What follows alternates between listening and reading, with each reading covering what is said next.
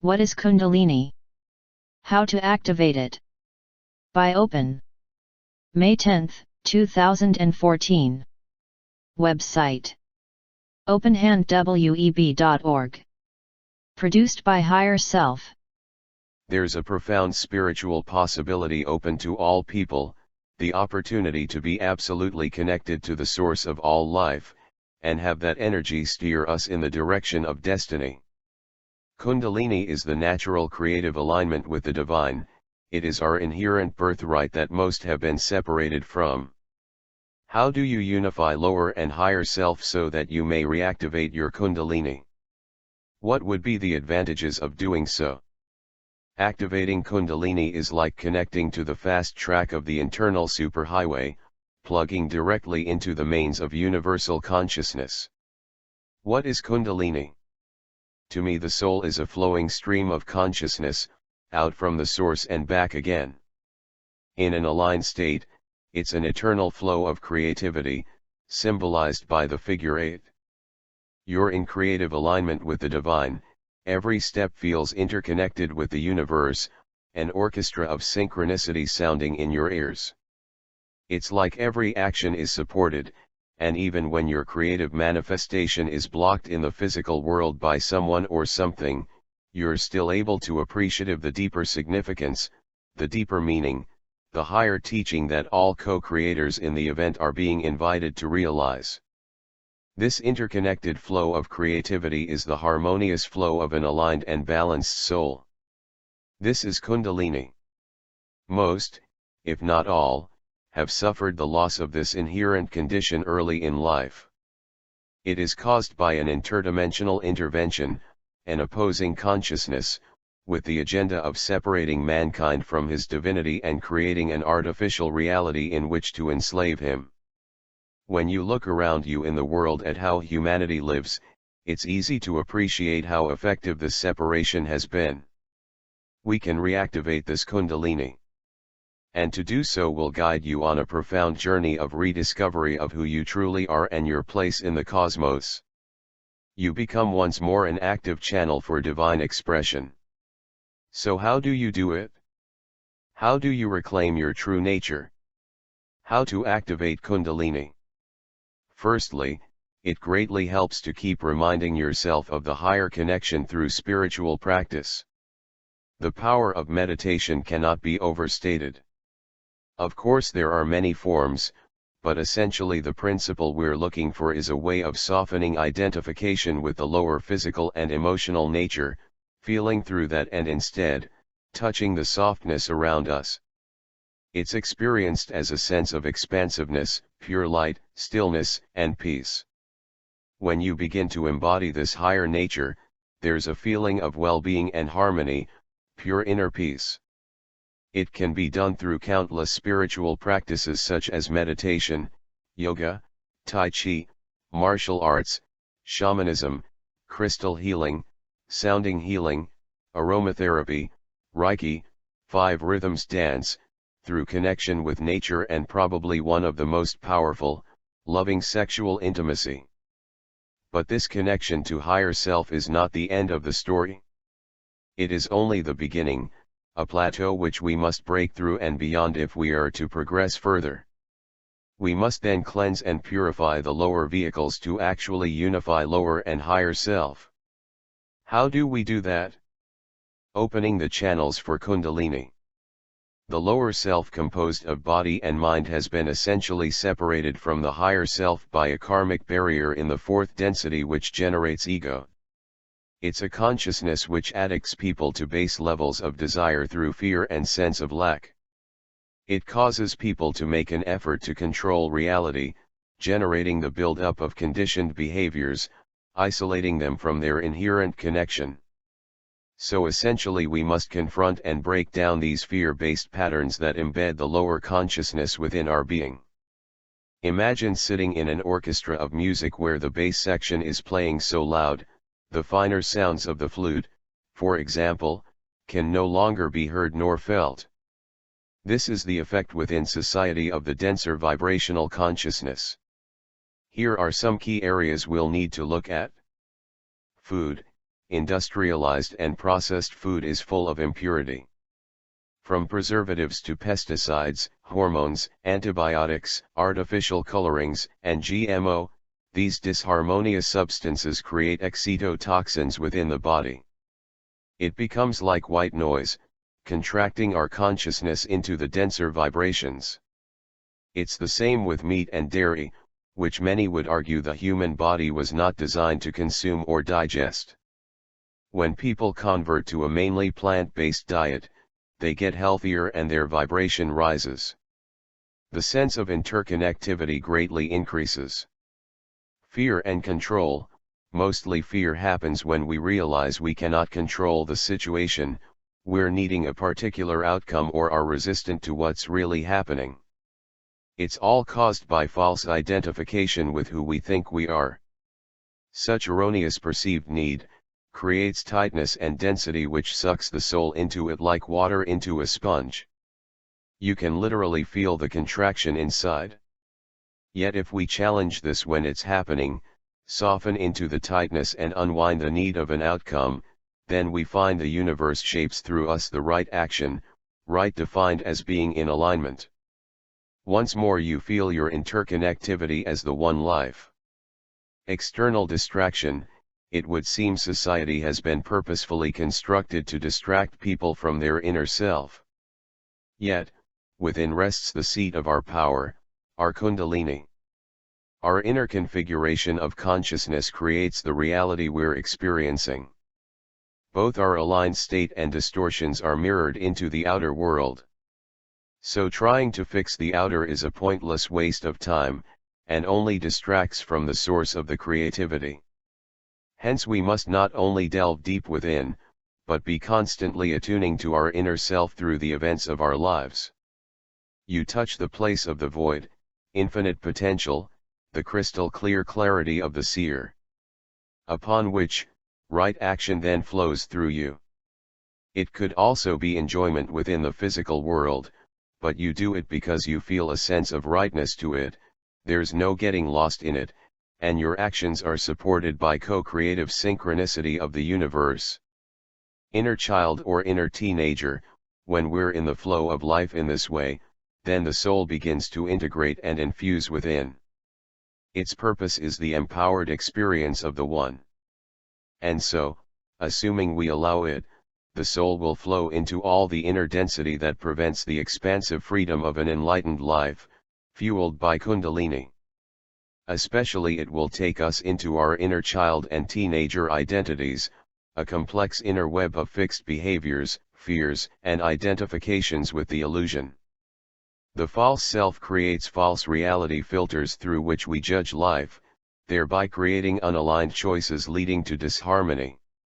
So as the soul now infuses, we must allow the contraction of these filters to expose themselves as inner tightness, but now soften and unwind into the constriction. We must challenge and confront the lower-based behaviors, interrupting the old reactions and instead choosing the responses of our highest truth. This will unwind the old density. Matrix consciousness. The limiting consciousness of the matrix is omnipresent through the field, influencing mind and emotions. It's a web of fixed ideas and behaviors, energy, which owns people. We think we're making free choices, but mostly they're confined within limiting fields and parameters.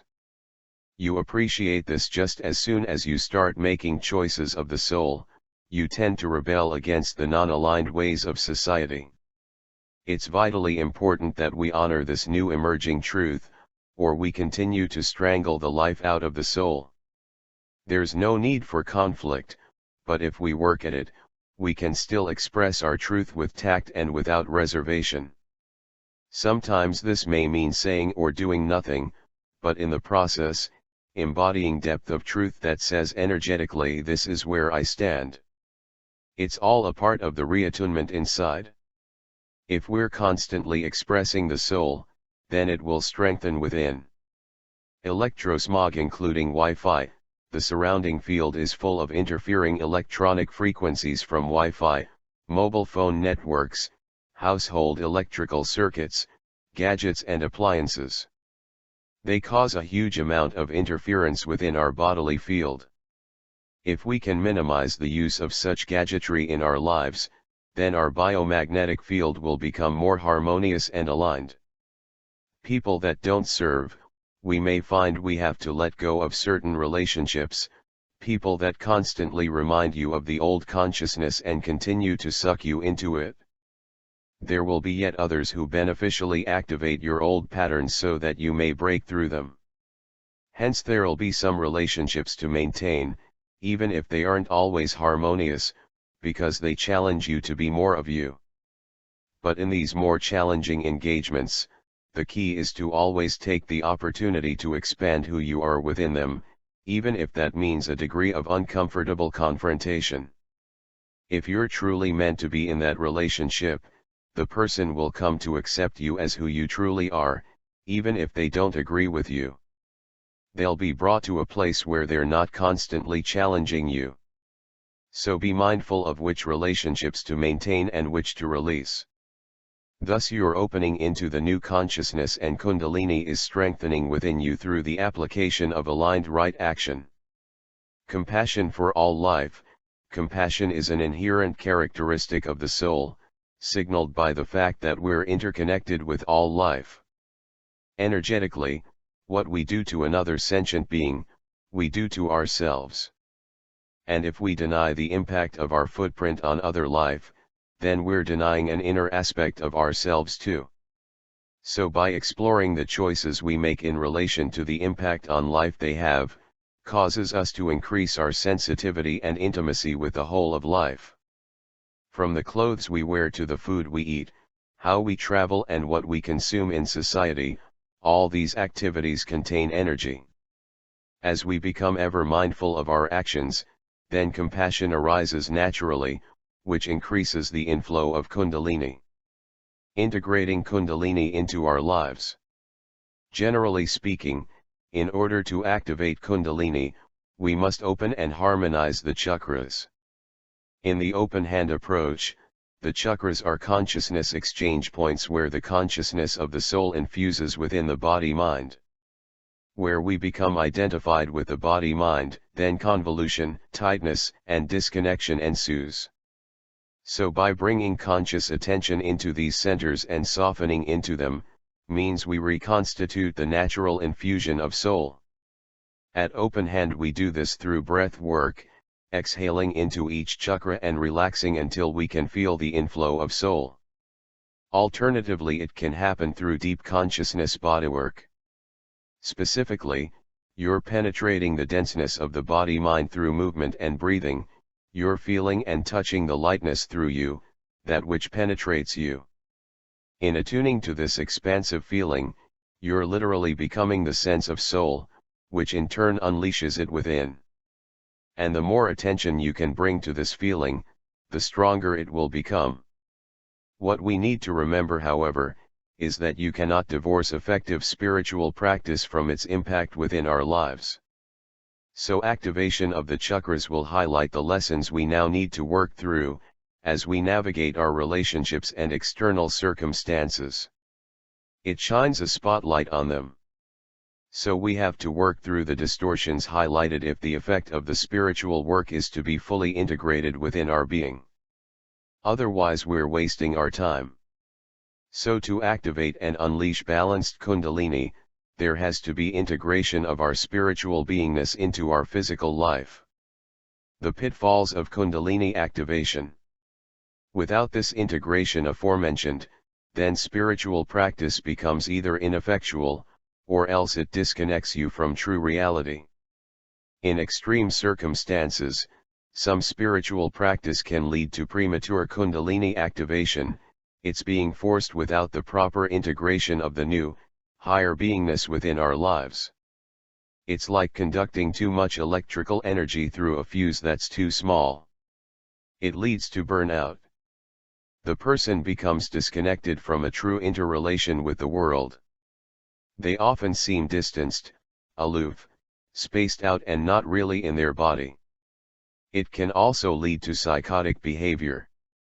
We have to be mindful then of practices which unnaturally force Kundalini without the proper integration of the higher spiritual behavior in our lives.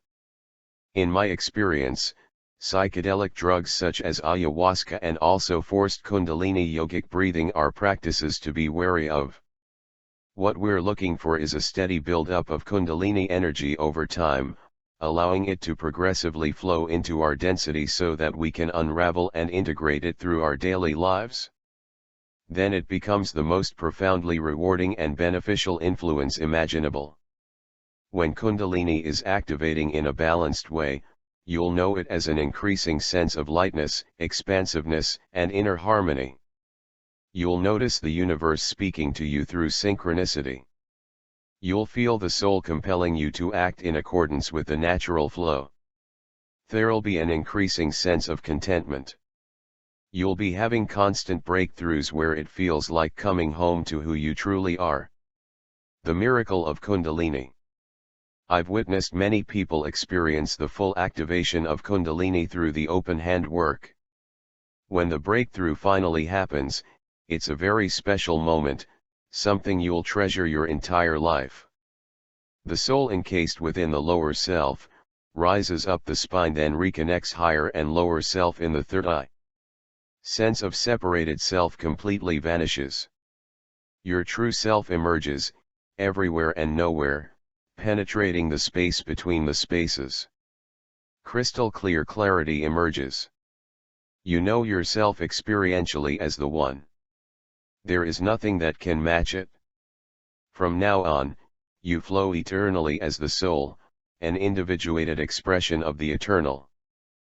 But most importantly, although you're having this experience of the soul, you still know yourself as the eternal presence that precedes it. You are still the source, still infinite potential. It's like having your cake and eating it too. So I'd encourage all to work with the activation of Kundalini to restore attunement and interconnectivity with the universe, our natural state. But we must do so with care, mindfulness, and progressive integration into our daily lives. That way, it builds a solid basis through which to flow. We're able to harmonize inner and outer seamlessly. It becomes pure bliss.